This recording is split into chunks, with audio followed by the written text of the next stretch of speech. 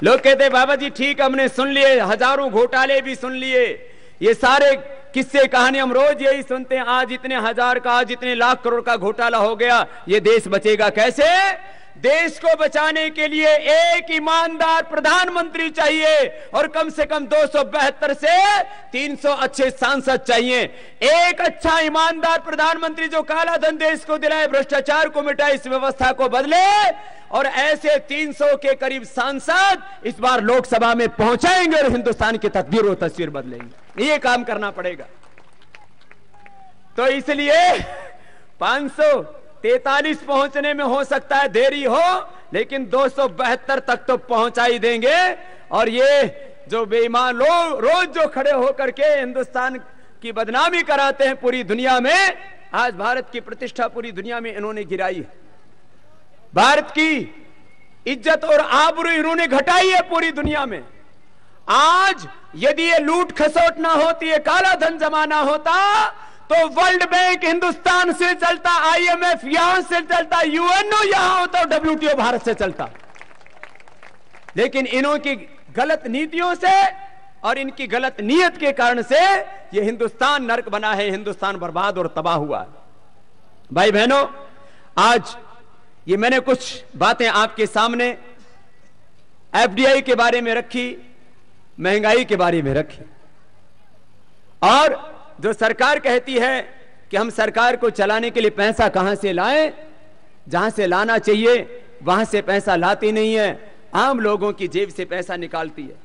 हिंदुस्तान में ये जिस दिन भ्रष्टाचार खत्म हो जाएगा और काला धन आ जाएगा, 50 साल तक आपको टैक्स देने की जरूरत नहीं पड़ेगी और हर चीज आपको आधे रेट में मिलेगी। ऐसा हिंदुस्तान बन जाएगा, गैस डीजल पेट्रोल से लेकर के, सुई से लेकर के हवाई जहाज तक। लेकिन ये इतना साहस चाहिए ना, हिंदुस्तान का साहसी प्रधानमंत्री चाहिए। आधी हमारी बर्बादी, आधी हमारी गरीबी अपने कारण से है। हमारी कुल आमदनी का 50% खर्चा किसमें होता है भाई? सब गांव वालों, इस बात के ऊपर गंभीरता से विचार करो। दवा, दारू और आपस के झगड़े, और खेत में यूरिया, DAP और कीटनाशक। आप अपने घर का कुल आमदनी और खर्चा निकालोगे तो आधा खर्चा किसका मिलेगा? दवाई का। बापू को हार्ट अटैक हो गया, 5 लाख रुपए लग गए। बेटे को ब्लड कैंसर हो गया, फिर शुगर, फिर BP की बीमारी हो गई, कभी बुखार चढ़ गया, कभी दस्त लग गया, हॉस्पिटल में भर्ती कराया। कुल परिवार के औसत आमदनी और औसत आय उसको कहा जाता है। 5-10 साल का निकाल करके देखोगे, कभी हो सकता है 2-4 साल कोई बीमार ना हो सीरियस, लेकिन 5-10 साल में कोई सीरियस बीमार हो जाता है, तो कुल खर्चे का आधा दवाई में, फिर बीड़ी, सिगरेट, शराब, तंबाकू आदि बुराई में, और आपस के झगड़ों में, और खेत में जो कुल हमारी जो फसल होती है उसका आप लागत और उसमें आमदनी दोनों लगाओगे तो जो आप यूरिया, DAP और कीटनाशक आदि डालते हो, आधे से ज्यादा पैसा इसी में चला जाता आपका। इसलिए दवा बेचने वाले खूब धनवान हो रहे हैं, चाहे मेडिकल स्टोर वाले हो, चाहे डॉक्टर, हॉस्पिटल। दारू बेचने वाले खूब धनवान हो रहे हैं, ये यूरिया, DAP कीटनाशक बेचने वाले खूब धनवान हो रहे हैं। और भाई जब झगड़ा होता है तो पैसा दो ही जगह जाता है, तो पुलिस में या कोर्ट कचहरी में। भाई पुलिस भी पैसे की कमी नहीं है और भाई कोर्ट कचहरी वाले भी मौज कर रहे हैं। दिक्कत तो हमें हो रही है। इसलिए गांव के लोग एक संकल्प ले ले कि भाई अपने को बीमार नहीं होना, दवा और दारू का खर्चा नहीं होने देना। दवा, दारू और आपस के झगड़े का खर्चा बंद कर दीजिए, और परंपरागत तरीके से खेती आपको यदि करनी आती है तो ठीक है, नहीं तो हरिद्वार में पतंजलि योगपीठ में आकर के सीख लीजिए। यदि आपके घर में एक भी पशु है, एक पशु से कम आप 5 एकड़ जमीन में खाद और कीटनाशक की पूर्ति कर सकते हो। मात्र एक पशु से आपको यूरिया, DAP और तमाम कीटनाशकों की जरूरत नहीं पड़ेगी। तो आधी गरीबी तो हमारे अज्ञान के कारण से है, उसको भी मिटाएंगे। बेशर्मी की हालात क्या है आप इससे अनुमान लगा सकते हो। कल ही आपने देखा सुप्रीम कोर्ट ने कहा कि भाई कैग के ऊपर मत बोलो। कैग कोई मुनीम का दफ्तर नहीं है, एक संवैधानिक संस्था है। बाबा जो बोलता है तो बोलते हैं बाबा तो लोकतंत्र के लिए खतरा है, ये तो देशद्रोही है, लेकिन कैग को भी ये बोलने लग गए तो सुप्रीम कोर्ट को कहना पड़ा कि तुम कैग के ऊपर टिप्पणी नहीं कर सकते। और कल एक दूसरे फैसले में सुप्रीम कोर्ट कहता है भगवान भला करे इस देश का, क्योंकि सरकारें तो इतनी ज्यादा असंवेदनशील गैर जिम्मेदार हो गई है। काला धन सरकार वापस नहीं लाना चाहती और भ्रष्टाचार मिटाने के लिए सरकार गंभीर नहीं है। सुप्रीम कोर्ट की टिप्पणियां हैं, बाबा की टिप्पणी नहीं है, कोई पतंजलि पीठ की टिप्पणी नहीं है। तो ये हालात होगी सरकार की। अब इनको तकलीफ ये होती है कि बाबा जहां जाता है वहां मजमा लग जाता है। आपने पूरी दुनिया में देखा, करीब 11 लाख किलोमीटर की हमने यात्रा की, 11 करोड़ लोगों की सभाएं की, शिविर किए और लोगों को जगाया, और अब तो जगाएंगे। हमने कहा चाहे सीबीआई लगा दो, 100 से ज्यादा हमको नोटिस भेज चुके हैं। हमने कहा कितने नोटिस भेज लो, कितने बदनाम, कितने षड्यंत्र कर लो, चाहे हम रहे या ना रहे, लेकिन अब ये जो आग, ये आंधी, ये क्रांति तूफान उठा, इसको तुम रोक नहीं सकते किसी भी कीमत पर। लगे रहेंगे आगे तक, जब तक दम में दम है, अंतिम श्वास तक लड़ेंगे। भाई बहनों, ये मैंने आपको कुछ बातें कही। अब आज आपको योग वाली बात भी पूरी सिखा के जाता हूं। जितने भी जवान बच्चे हैं, सुबह उठ करके दौड़ लगाया करो। कितने बच्चे हैं गांव के जो सुबह उठ करके कम से कम 2-3 किलोमीटर की दौड़ लगाते हैं? झूठ मत बोलियो। जो सुबह उठ करके दौड़ लगाते हैं वो बच्चा हाथ खड़ा करियो जरा।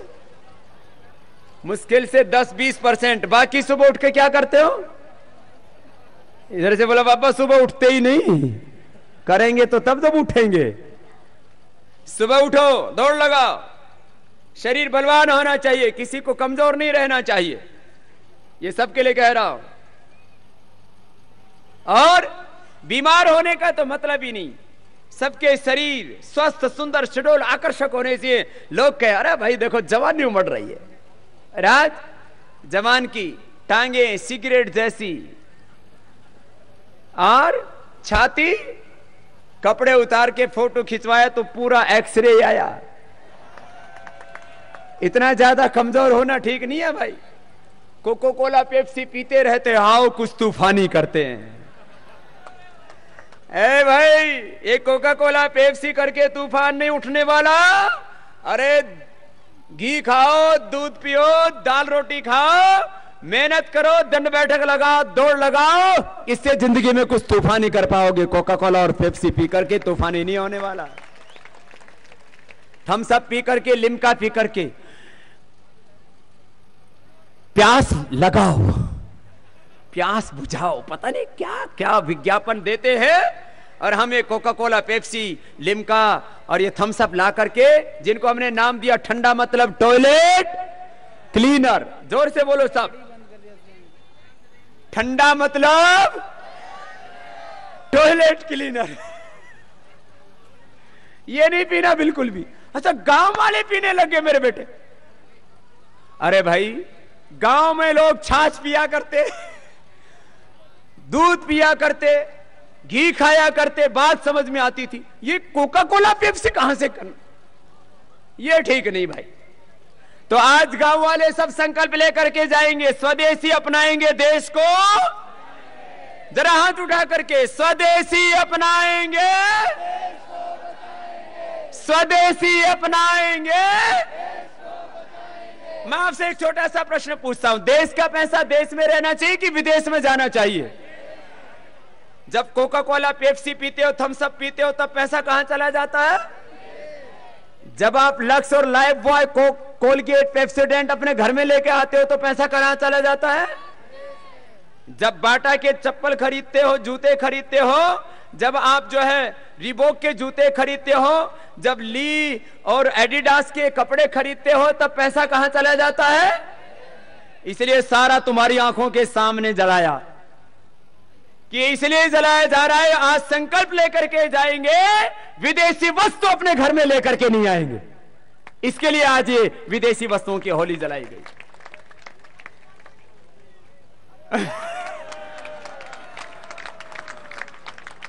ये ताऊ ने तो बाटा की जूती फेंक दी। कम से कम भाई जीरो टेक्नोलॉजी से तो शुरू कर दो। साबुन, शैम्पू, टूथपेस्ट, क्रीम, पाउडर, यहां से तो शुरू कर दो।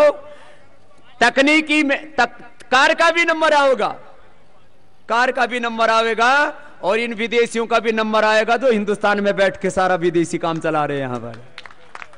तो सारी चीजें विदेशी फूकने की नहीं होती, सब चीज एक तरीके से नहीं फूकी जाती। जिन लोगों के रगों में हिंदुस्तानी खून नहीं है और जिन लोगों के दिमाग में हिंदुस्तानी विचार नहीं है, उन लोगों का राजनीतिक बहिष्कार करना है, यह भी एक तरह का बहिष्कार है। वो दूसरे तरह का, ये भाई होशियारी से काम करना है। इसलिए शून्य तकनीकी से बनी चीजों का पहले बहिष्कार करें, फिर टेक्नोलॉजी के ऊपर आएंगे। अभी मैं अगली बात आप लोगों से कहूं, उससे पहले आप में से कितने ऐसे भाई बहन हैं जो योग करने लग गए हैं? भाई ये परसेंटेज बढ़ाना पड़ेगा। जो योग करते हैं जरा हाथ तो हिलाओ। अभी भाई अच्छा, योग के बारे में भस्त्रिका, कपालभाति, अनुलोम विलोम और आसनों के बारे में जो जानते हैं वो हाथ उठाना। जो जानते हैं, तो कुछ जान के भी कर नहीं रहे हैं। बोलो भाई, गाय देसी अच्छी कि विदेशी? देसी गाय के दूध में जान होती है, उसमें दिमाग होता है। विदेशी गाय तो उसका तो ना दूध अच्छा ना उसका मूत्र अच्छा होता है, उसका तो रंभाना भी अच्छा नहीं होता है। लेकिन आजकल विदेशी गाय, विदेशी कुत्ते, विदेशी बिल्ली, विदेशी गधे, और भाई कई जगह तो उससे भी आगे, वो कहने की जरूरत नहीं है। तो अपने को अपना जो देसी तरीका था इलाज का, जीवन जीने का जो देसी तरीका था, जो देसी खान पान, देसी विचार था जीवन का, वो आपके बीच में कहेंगे। इससे पहले श्रद्धेय आचार्य बालकृष्ण जी, जिन्होंने महर्षि चरक, सुश्रुत और धन्वंतरी के बाद आयुर्वेद के क्षेत्र में वो काम किया, आज हिंदुस्तान ही नहीं पूरी दुनिया के 200 से ज्यादा देशों में योग और आयुर्वेद को इन्होंने प्रतिष्ठापित किया। श्रद्धेय आचार्य श्री का एक बार सभी ग्रामवासियों की ओर से बहुत बहुत अभिनंदन है। हमने कहा जब दूर कार्यक्रम होते हैं तो श्रद्धेय आचार्य बालकृष्ण जी को हम नहीं बुला पाते। लिब्बरहेड़ी में कार्यक्रम हो रहा था तो मैंने श्रद्धेय आचार्य बालकृष्ण जी से कहा कि आचार्य जी आपको भी गांव में आना है। तो श्रद्धेय आचार्य बालकृष्ण जी, जिन्होंने लोगों की सामान्य बीमारी से लेकर के कैंसर जिन लोगों को था, ऐसे भी हजारों नहीं लाखों अलग अलग बीमारियों से पीड़ित करोड़ों लोगों को जीवन दान दिया है। एक तो भगवान को लोग प्रणाम करते हैं, उनका ध्यान करते हैं क्योंकि उसने जीवन दिया, और जीवन जब संकट में पड़ जाता है किसी बीमारी से, उस समय जो जीवन दान देता है उसको भी लोग भगवान की तरफ पूजते हैं। तो करोड़ों लोगों को जिन्होंने जीवन दिया है और उनके भगवान की तरह उनके लिए लोगों की आस्था और विश्वास है, और धरती के ऊपर जो भगवान के वरदान के रूप में हमें मिले हैं, श्रद्धेय आचार्य बालकृष्ण जी का एक बार सबकी ओर से अभिनंदन करता हुआ उनसे भी कहूंगा आशीर्वाद के 2 शब्द कहें, उसके बाद आपको योग सिखाएंगे।